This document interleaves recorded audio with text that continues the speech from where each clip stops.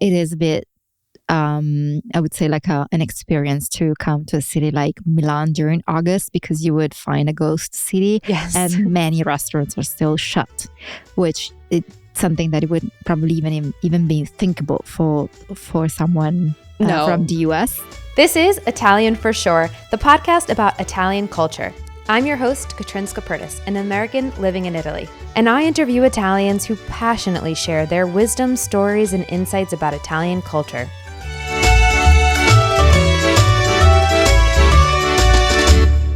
Welcome to Italian for Sure, Federica. Thank you so much for having me, Catrin. I'm so excited, and welcome to Casa Spotify for recording this episode. Thank you for having me. Can you please introduce yourself and explain where we are today? And also, if you can include where you're from in Italy. Sure. So my name is Federica Tremolada, and we are now at the headquarters of Spotify for the region, which is based out of Milan. And we decided to call it Casa Spotify, just to make it really feel like home for creators, artists, guests, producers, ourselves, like really anyone. And so the space is really made it in a way that we have social floors where we can spend more time together and more be creative and socialize. And then we have some floors with desks where we're actually working. So, yeah. I love Casa Spotify. And I think that really also touches on Italian culture a little bit, making sure that your workspace allows for community and socializing and also those moments where you can just talk. Exactly. Like as you're saying, I'm Italian. So I'm replying to your first question. So I am originally from Italy, although I spent quite some time of my life outside of Italy, in London and in the US. My longest, I would say, abroad experience was in the US, a little bit in Florida, and then I spent a few years in New York as well, working. But for Florida, the Florida bit was studying. Yeah, so definitely I think it combines the need of mixing together local culture, but also the need of having an international space, because we have more than 13 nationalities who are actually based in this office, or are leveraging this office as the main resource, basically, to spend time together. Thank you for sharing your experience with us. And so you work for Spotify, but you're a mom, right?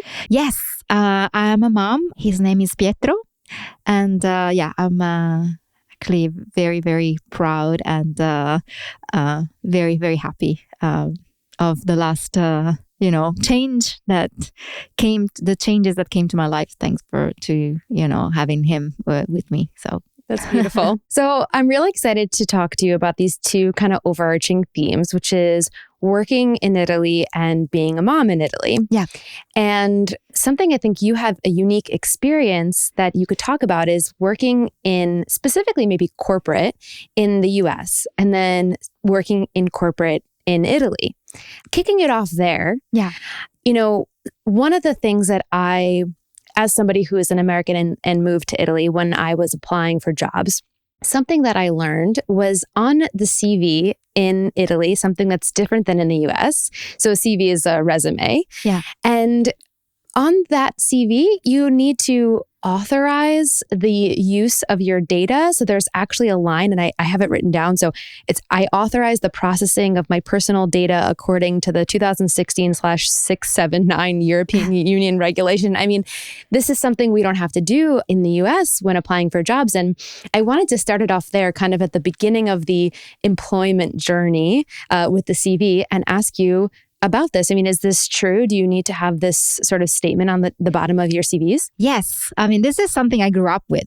So it doesn't sound particularly strange, but obviously when foreigners are telling me about this, or what is this exactly, then I figure that it's probably something different than what other regulations have. But this is part of obviously changed. So I've been in the working space for about 20 years. So obviously the law changed also throughout this period of time.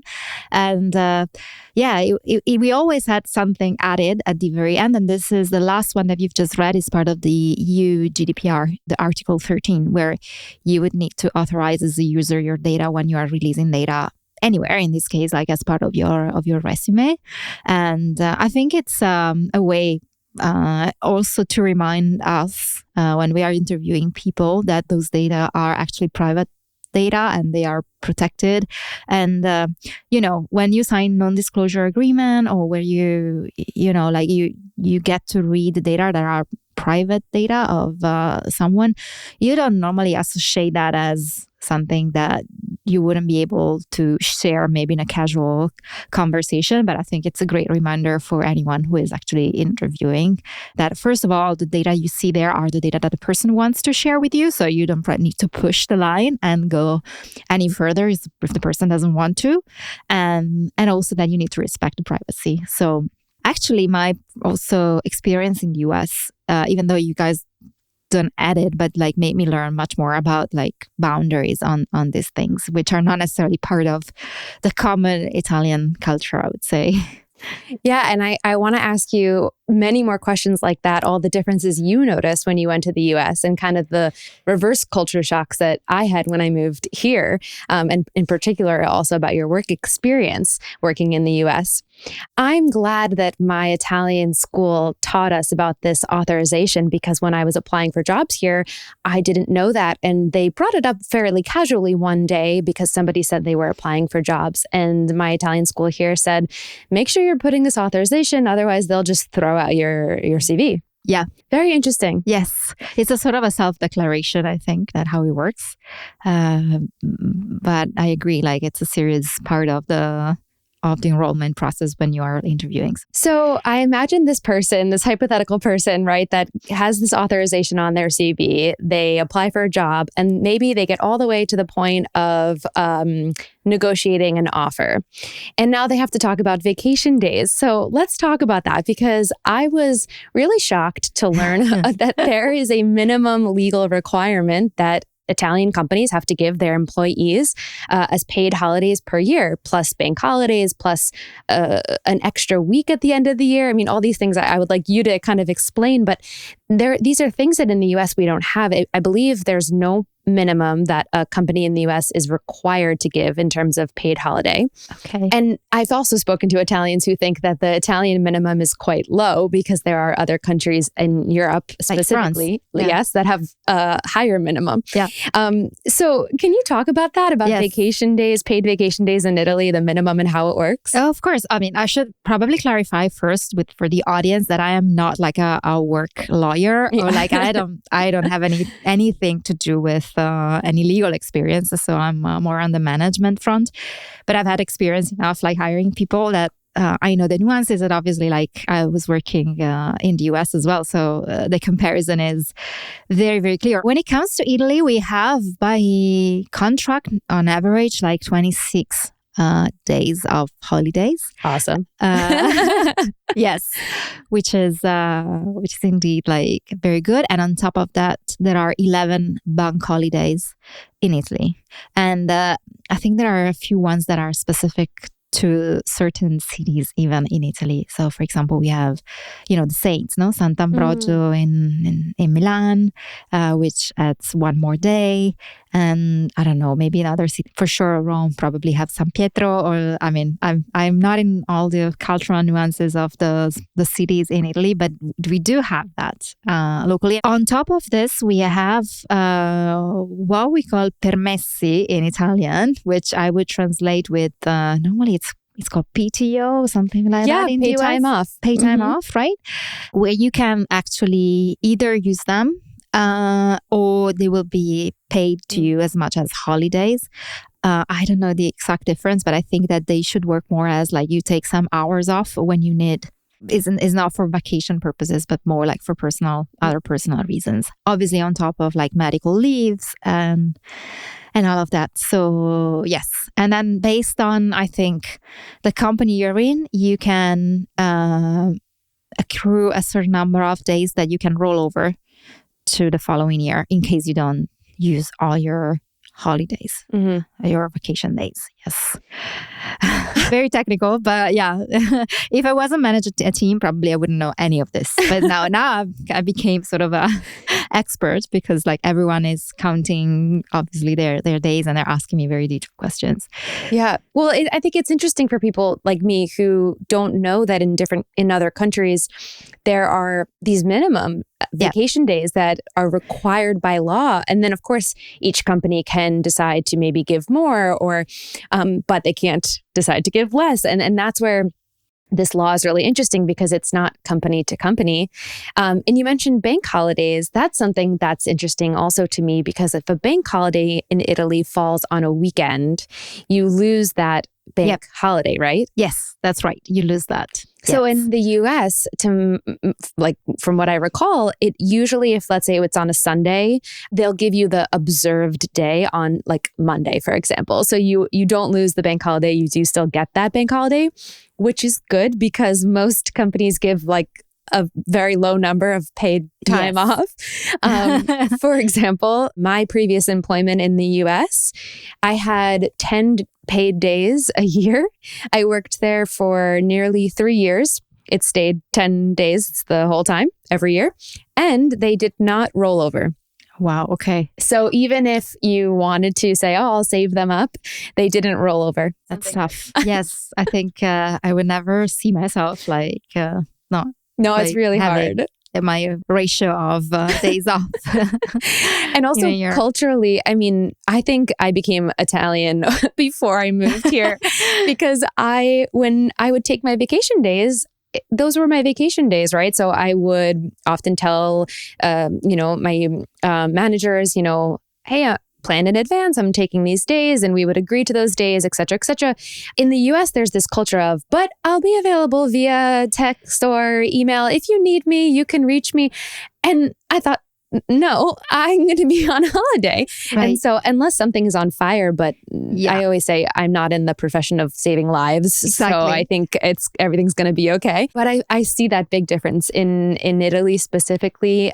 There's this culture of when you take a holiday, people really respect that. And usually unless there's truly an emergency that nobody else can solve it except for you and they need you, fine. But otherwise, people really respect and don't email you on your holiday. And is that true? To be honest, I don't know because I've been in different companies and to me, the answer is it depends on the culture of the company. Okay. So I actually saw similar behaviors also in the US where people in some cases, they were not necessarily respecting, they were actually respecting more than in Italy my time off. Maybe because they were coming from a culture where obviously time off is a scarce kind of resource. And so like you would rather obviously lean in fully. And then, when you obviously have more, then they become less precious in some ways. Obviously, this is entirely untrue. I think that everyone should decide based on their routine or based on what they prefer to do, how they want to use their time. But especially to respect, obviously, what the boundaries are for the other people as well. I've always been lucky, as I was mentioning before, in working for companies that have a very strong protective, I would say, culture for well-being and mental health in general. But obviously, I've always had also an external facing role. So I had to deal with also a lot of other companies externally. So you can compare and you can see the difference. And obviously, you understand that you are definitely lucky when you look at the world outside, and it's not necessarily the case for everyone. So something that happened to me in the US is I told my manager that I'd like to take 2 weeks off, and they agreed. And then their next question, which was meant to be a very polite question, was asking me if I was celebrating something. And so I said, no, I'm just using my vacation days. And they're like, oh, wow, 2 weeks, which here in Italy, it's so funny. I get such a different response from people who are like 2 weeks is the minimum. Recently, I took a vacation while living in Italy that was 1 week. And I got the response of, why so short? So this is such a cultural difference to me. I think it really depends on your business. But as a general thumb rule, I would say, yes, you're much more inclined here to take a longer period of time and during the summer.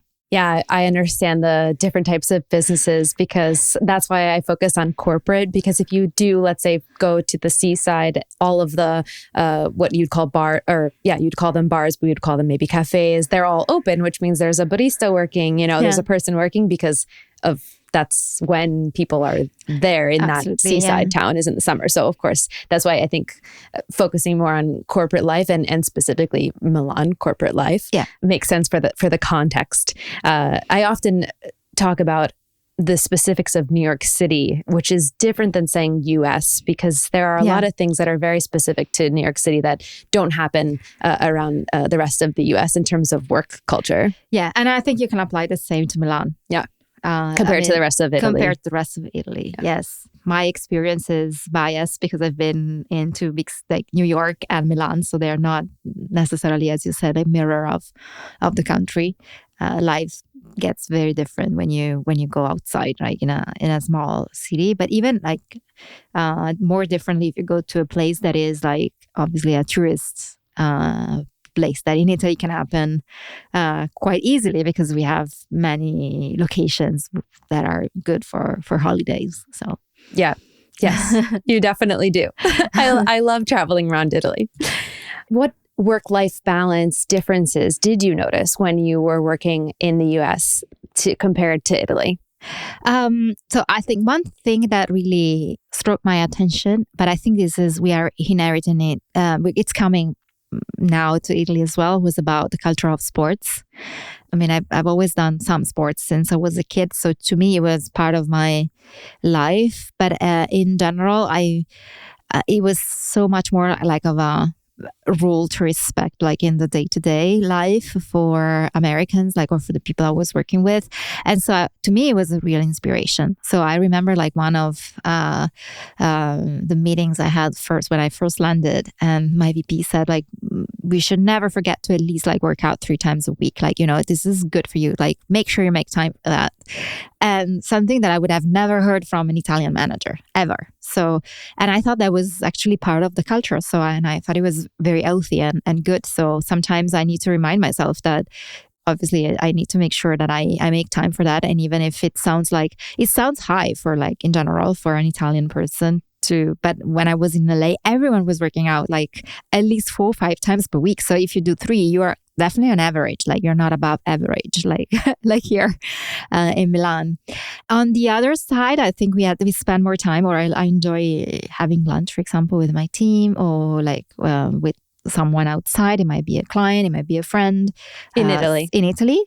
Which I definitely ended up not doing in the US, or I was actually struggling. And I remember we were having fun with other colleagues from Europe when I was working at Google, because we had a massive, like huge canteen at Google, and it was always us basically going there having lunch. So we were having European lunches at the end because it was very rare to see Americans actually having lunch or sitting down, or maybe they were coming super early and eat super fast and then go back to their desks, or like most commonly like eat at their desk. So I think then on the reverse side, like this, I think to me is something that Americans should learn a little bit more from Europeans, to enjoy the time you spend, obviously, for your breaks. And obviously, also, it's good to have regular breaks during your day, to have a walk, a coffee, to go have a coffee. I'm not sure coffee is the healthiest solution, but actually we do that. So that helps having a walk as well. So yes. That's I completely agree that this is something that Americans could take note of from the Italian culture, which is a longer lunch. My personal experience is that I saw my bosses eating at their desk, my managers eating at their desk, quickly having a salad within 15 minutes and then getting back to work. And I think that as a cultural change, it would need to happen from the top down, because me personally, even though I felt that it would be smart to take a break, also it's better for my job, for the work that I would be able to produce, but to step away from my desk for, let's say, in Italy, it could be 2 hours, but to step away from my desk for even an hour to go have lunch, always felt a little awkward because then I saw my boss sitting at their desk saying, oh, there's so much work to be done. And so, who was I to be the one to step away from my desk for an hour and not do work? So I hope that the change comes to the US. I think it would have to start with kind of the managers saying it's okay and kind of allowing that to be a cultural norm. But that's something I definitely noticed as well, the lunch factor. Yes, absolutely. It's always hard, to make decisions for everyone, meaning that you know better than anyone else, like when it's the best time for you to produce. But I agree with you. It shouldn't be like social pressure or like pressure coming from your manager that if you're not at your desk during that time, then this means that you're losing time. Like you decide, as long as you actually get the job done in the best way you can, you should be able to decide like what is the best option for you, right? But it was very funny because I think we were the only ones going for pasta during lunch, or there were too many ingredients, or the too many ingredients. I've heard that from other Italians. Or like they were pretending to be Italian type of recipes, like Sicilian potatoes. And what is Sicilian potatoes? So it was definitely always a source of conversation, I would say, lunchtime in the US. That's great. So I know that Italians love their time off, whether it be at lunch or vacation days, or all of August. Can we talk about that for a minute? So basically in Italy, nobody works in the month of August. Is that fair to say? It's pretty accurate. At least corporate wise. I think it's changing. Okay. I think it has been traditionally true. And also it is a bit, I would say like an experience to come to a city like Milan during August, because you would find a ghost city. Yes. And many restaurants are still shut, which is something that it would probably even be thinkable for someone from the US. Especially New York City. No. Yeah. And I have some friends coming from the US, and sometimes we spend together time during the summer holidays. And they're even shocked that supermarkets or like shops are closed on a regular basis every day, maybe from 1 p.m. to 4 p.m. outside of obviously outside of August. You're saying just on a regular basis. On a regular basis. Yes. Obviously not even mentioning August. Yeah. Yes. This longer break in the middle of the day. Exactly. Yeah. Like, what can I get this if I want it at, I don't know, 11 p.m. at night? Yeah, that's a good question. We grew up not having that. So yes, it is definitely part of our culture. We also know that the life is happening somewhere else in the country, by the beaches, in the mountains, like in countrysides, like where many people have a second house, like other people are like just taking time off and going somewhere else in the country. We love actually taking holidays also like in Italy as well, like not going outside of the country.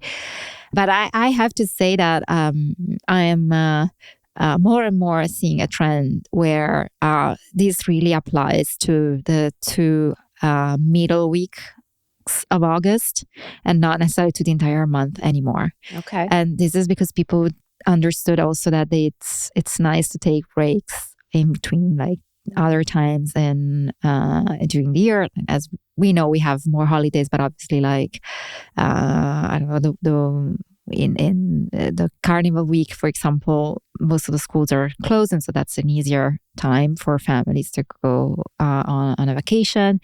25th of April and 1st of May, if you're lucky and they don't end up like being on Saturday or Sunday, like you can create bridges and have a longer period of time, so long and so forth with other times during the year. So my experience is really that as the world is going obviously more as globalization has reached us, and especially after COVID, I think this has changed like quite dramatically. I was feeling a lot, especially when I was working in Southern Europe, and the difference when I was working in the US, and now I feel it less and less. It might be due to the fact that I'm working for a Swedish company, and so their August is July. Oh, okay. I didn't know that. Yeah, because they have midsummer. Midsummer happens like at the end of June. So when you have the summer solstice at the very end of June. And the the majority of July is the time where they normally take most of their holidays. And I have to say that I really appreciate that, because as an Italian, it's one of the best times, obviously, to be on holiday, because you don't get the same crowd that like as packed as you would get like when you are in August, and also gives you potentially the opportunity to necessarily not work from the office, maybe work from somewhere else. Like if you have the opportunity, like as I said, like in tech companies now we get this privilege, which is after COVID, which is very good, that sometimes obviously not the entire year, but sometimes we can, as like, for example, like always, well, the rest of the world is not there, especially the 2 central weeks of August. You can work from somewhere else. Yes. Yeah, and you call that smart working, right? We call it smart working. Yes. I love that. Smart working. It is very smart. In the US, we would probably call it remote working. Yes. I don't know why we call it smart working. Because it's a smart idea. At least I think that it is. You mentioned people coming to Milan and seeing a ghost town in August. I've seen tourists here in August and I feel bad. I've seen some tourists walking around looking at these, and they're usually, I love Italy, they're usually paper signs printed with handwritten notes like, what is it called? Ferie? How do you say like holiday? Ferie. Yes. And it's just like ferie, like close from this day to August something. And it's usually very early in August, so the end of August. And it's true. Yeah. Yes. As somebody who, when I first moved here, the culture shocks were stronger.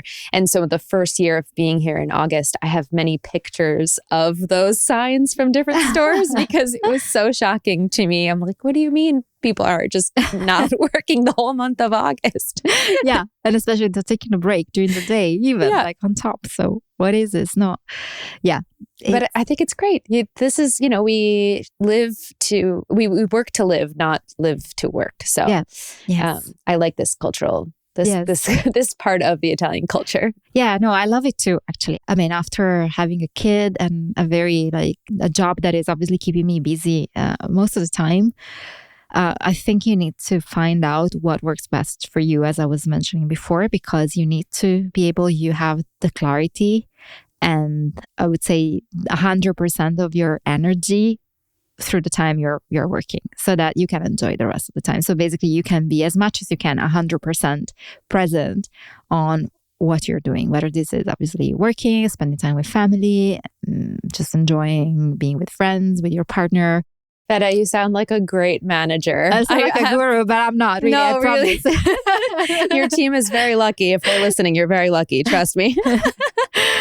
And then you mentioned family. I mean, family in Italy is really important. Yeah. And I find it very fitting that I just found out recently that in Italy, on the year of your marriage, you actually get an additional 15 paid days off. And this is by law. I mean, the company has to give you these 15 paid days off extra. Yes, to be on a honeymoon. Yes. Wow. I love Italy. It's additional 15 days off, which makes it 4 weeks. Because obviously, it's a working week normally. If you are not, traditional working week Monday to Friday, then it means you would have an additional month off during that year. So it's pretty good. Okay. I love this country. But I never got married. And I'm not tempted to get married for the additional month off, I have to say. Yes, no, you shouldn't just get married for the additional time off. Yeah. But it is a nice perk. Yes, for sure. That's really funny. Although I decided to lean into the child perk, which is actually a heavier one to get, but also gives obviously a lot more positive things in your life, but it's a much longer period of time, as you know, for maternity leave, Italy also is pretty well set up. Yeah, that's a great segue. Let's talk about that, because maternity leave, interestingly enough, I've actually heard some Italians say it's too long, and then I've heard some Italians say it's too short. When people say it's too short or too long, when I've spoken to these people directly, have replied with, listen, in America, we don't get anything, basically. Yeah. So trust me, the fact that you have as much time as you do is such a blessing. So let's talk about that. How much time do Italians get off by law for maternity leave? So until now. So there was a slight change in the law recently, which I discovered because actually there are some people who are going to maternity leave this year on my team. So it's basically 5 months, the one you get like by law where you're fully paid, basically. For mother, it's 5 months. Normally, the law would recommend that you take 2 months before you go on leave and then 3 months after. But thankfully, like the law changed throughout the time. And so if you are in good health, you can even go when you give birth and keep the 5 months for after birth. In Spotify, we're very lucky again because we get 6 months. So the company tops up for the last month. So we have the opportunity to spend 6 months with the kids, which is obviously super good. And you can also decide whether you want to have it all at the same time or you want to break it into different chunks. For example, I decided to take 2 additional months. I took the first 4 months when my child came to this world, and then I took the additional 2 months when he was 1 year old, because I really wanted to spend time with him during like another very important phase of his life when he started to walk and then talk and, the first kind of independent moves. That he's not really independent, but it's a complete different time than having a baby. That is obviously like always sleeping, sleeping, eating. I know if you're lucky. And in my case, it wasn't the case. But but yes. Instead, I think what is interesting. Well, first of all, I don't know how you guys are doing in the US without having like, what is it? Like, because I haven't had a child in the US, or in Italy. I don't have a child yet, but I don't know exactly. I just know that I've never heard of anyone saying something as great as I have 5 months paid, at least, and the fact that that's not just because you work at Spotify, as you mentioned, it's something that's Italian law. And then because you work at Spotify, you get an additional month, which is great. Yeah. But it gets interesting when you look at the paternity leave, because the law is allowing 10 days to fathers to go on paternity leave. So obviously, this is the result of a culture that is putting the majority of the effort on women. The imbalance is super clear just by the number of days. Then there is like what we call facultativa, so the optional maternity and paternity that you can add up to your, regular one. And that is where the change comes in, the new law, because now both if you are a mother or a father, in that case, you are paid up to 80% for the first 2 months, I believe. Don't quote me. And then another month for 60%. And then it goes back to the 30%. So when I gave birth, the 6th month, that for me was the 7th because I got 6 from Spotify, it would have been 30% straight away of the salary. Well, now like new generations actually have the option to spend, I think it's up to 10 or 11 months with their children and being paid 80% to 60% for the following, obviously down to, so after the 9 month, it would be down to 30%, but still it's a good bridge if you choose to spend a bit more time. Yeah, if you can, and if that's an option for you, and your job is guaranteed. Exactly. You have your job when you get back. This is by law. Yeah. So yeah, definitely. If you decide to make this decision, you have the right to do it because this is part of the law. And I think you have time until the child is, I don't know, much older. Like, I don't know if it's 8, 10, 12 years old. I don't know. Don't quote me again. But definitely not just in the first 3 years of life of the child. So, yeah. That's incredible. That's good to know for the future for myself. Exactly. Hopefully, if I'm lucky. And speaking about being a mom in Italy, I'd love for you to tell me more about that, what it's like to be a mom in Italy, which is something that I hope to be one day.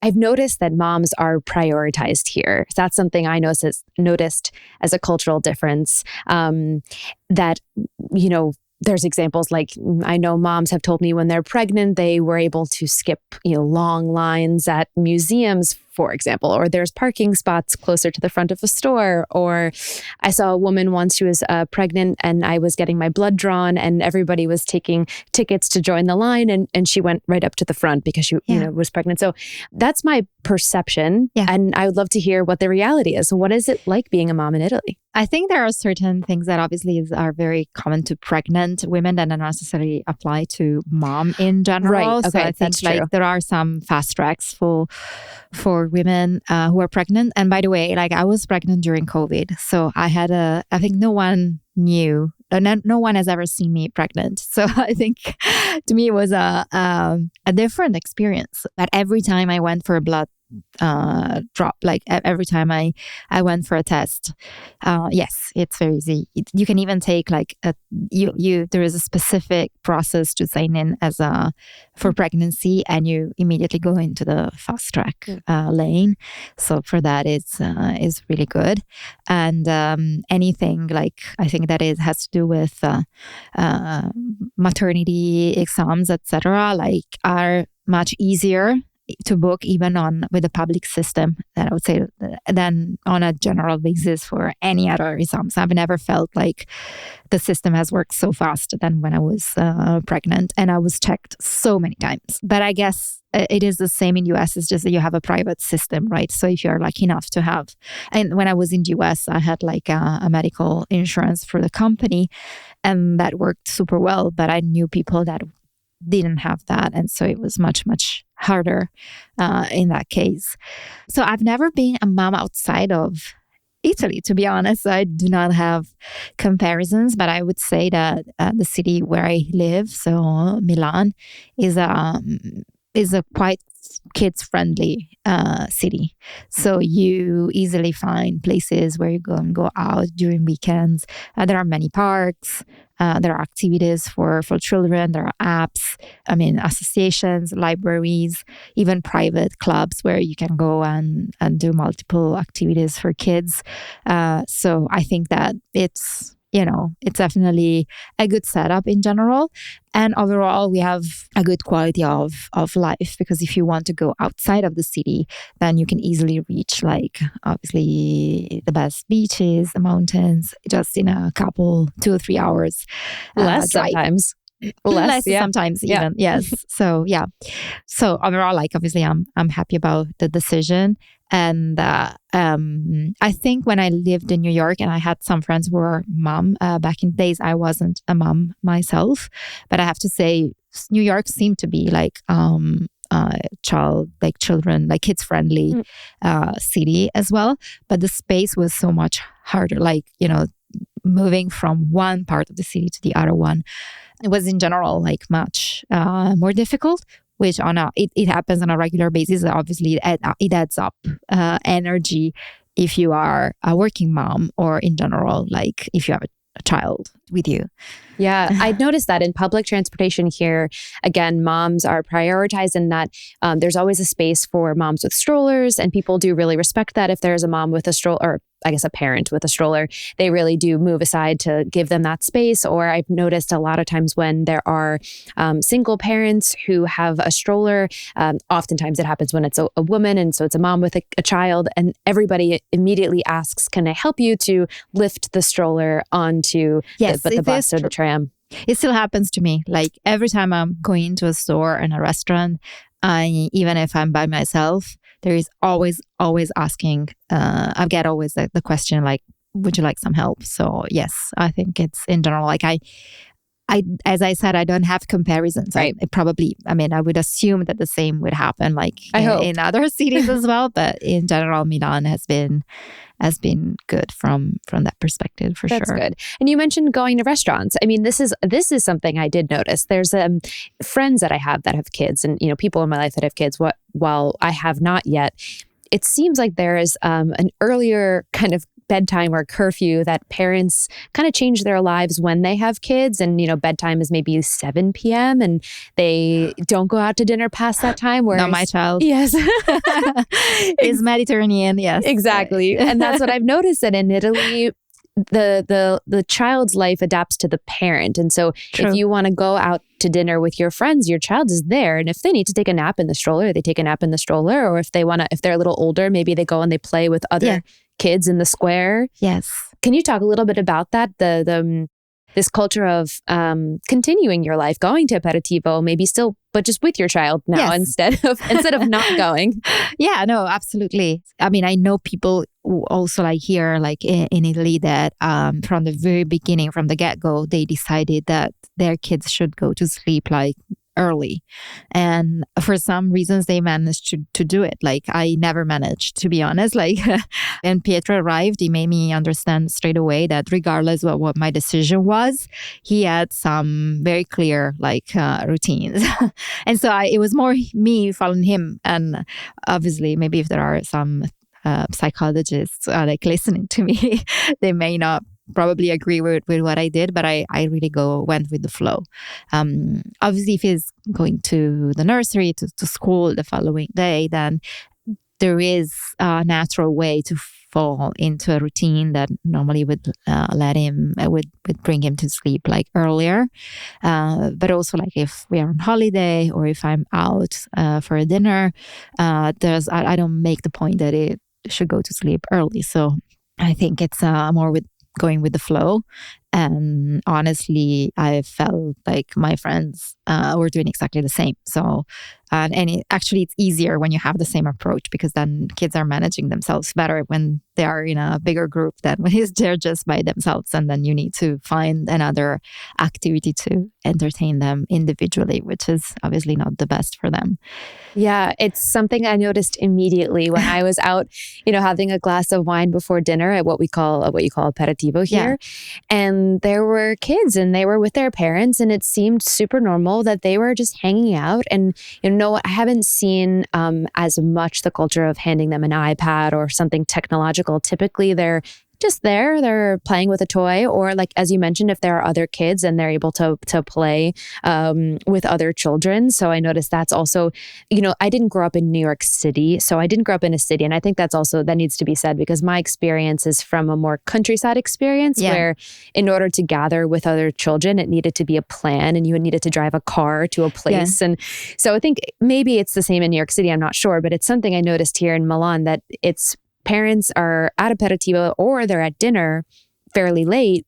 And either it's a young child that's just there at the table, or maybe, like I said before, they're a little older and they're playing in the square right next to the restaurant with other children. And the parents are not even paying attention and the kids are having fun and the parents are having fun. It might look that maybe they don't pay attention. No, I'm sure they're paying attention, but they're not, staring at them the whole time. Yeah, absolutely. But to me, it's still like quite stressful with almost 3 years old, like to be out for dinner aperitivo, and obviously you have 80% of your brain completely focused on what's happening on behind the scenes with the child.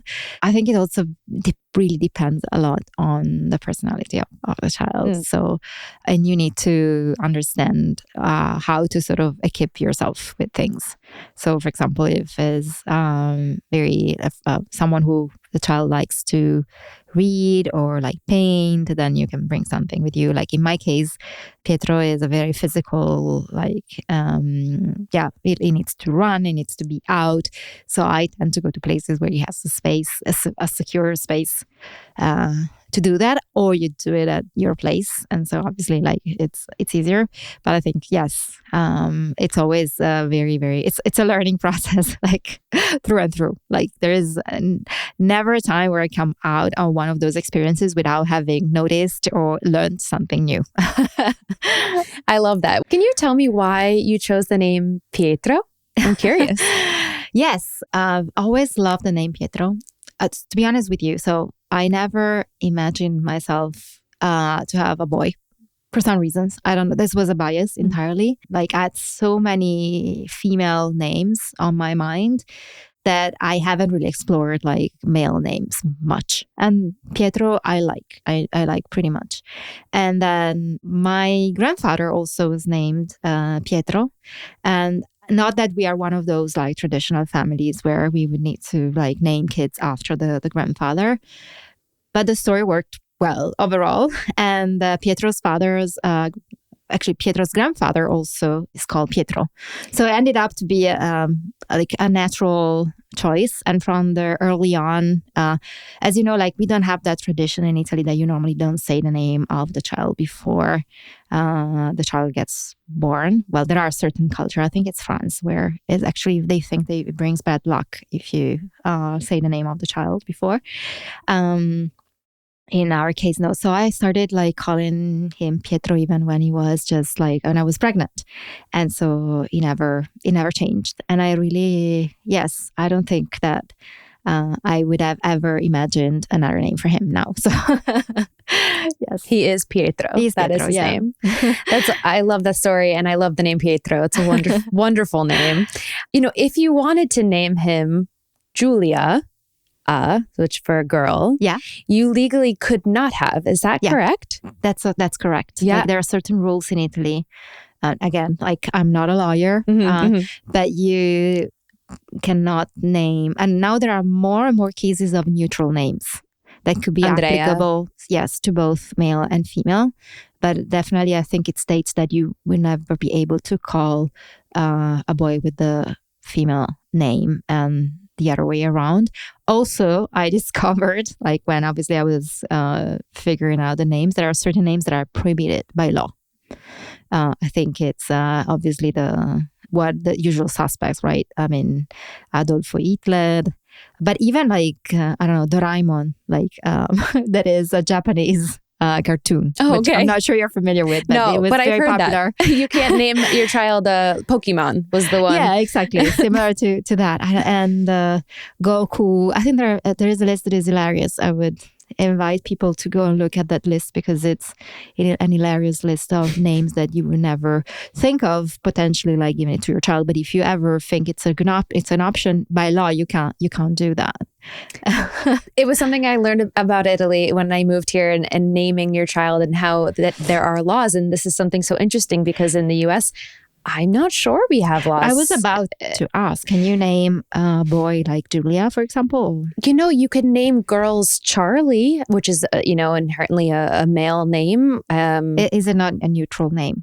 Now I think it can be because there are a lot of girls who have been named Charlie or who have been named Alex, but I'm pretty sure those were historically names for men, male names. And I don't know if there's any laws because here, isn't it Elon Musk that his child is like numbers and letters or something? And then Gwyneth Paltrow, I think, was the first to be different and name her kid Apple. Yeah. Because here you couldn't name your kid Mela, which is apple in Italian. You can, I think, because it's not on the list of names that are not allowed. What about banana? No, it's the name. The list is very short. It's like 10 to 12. I don't know if it came up. I mean, it added up to be a slightly longer list by now, but it's not such a long list. It's not. I mean, I haven't seen anything around saying that you cannot name your child after a fruit, for example. Okay, my assumption was, and I thought it actually was the law that it's not only the list, but it's actually any name that could hinder their future reputation. So the idea is like, that's why you can't name them Pokemon or Adolf Hitler, because it would hinder them. It would create difficulties in their future life. Interesting. As I said, like I'm not expert enough. I just read the list of what is legally like not allowed. And I had a fun just reading the list. But I think the gender kind of thing is something that is definitely like embedded in the culture. For obviously, like on the names part is probably something that is done too. Traditionally, now the reflection of that culture can be seen like in other ways, like potentially like in other negative ways as well, like in what we are seeing as overall consumption, like for example music. Unfortunately, we still have a huge gender gap when it comes to music artists, female artists specifically in the music charts. So this is one of our main mission as Spotify is to actually reduce the gender gap. And that's why we have a program that is promoting female artists. Basically, in the top 100 charts in Italy, you get pretty much, like, we did a study back in 2021, and the number of female artists, first of all, there was just one female in the top 20, and you have only 14% of female artists in the top 100 artists overall. According to a study in the US, nowadays, in 2023, US had 35% of female artists, which is better, obviously, than the 14, but it just shows that there is a lot more to do. If you go to like author, for example, or even the other like female, like women that are mentioned among the producers, etc., the percentage goes even lower. So back in 2012, I think it was 2.5%, and now in the US it's like 6.5%. It tripled, but still, like it's a low number when you look at the credits. The good part is that, as I said, it's improving. On the author part, like I think there was one woman every 8 men back 10 years ago, and it's now, the relationship is 1-4. So it halved, but yeah. Well, that's still a lot to do. It's still a lot to do. And it's great to hear that Spotify is trying to do something about that.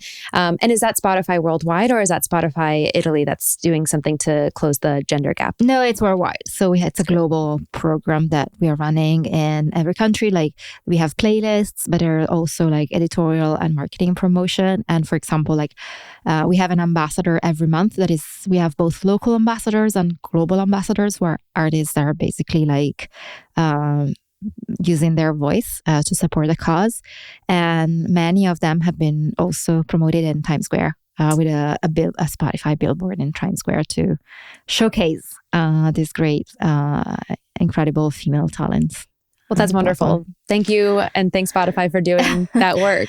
Yeah, I mean, I think it's very important. And this is something I'm personally like very invested on in general, like as a female working in this space, but also like as a manager, I feel that all of us have a very big responsibility to support this change, because nothing will ever happen if it doesn't start from the roots of our culture. Absolutely.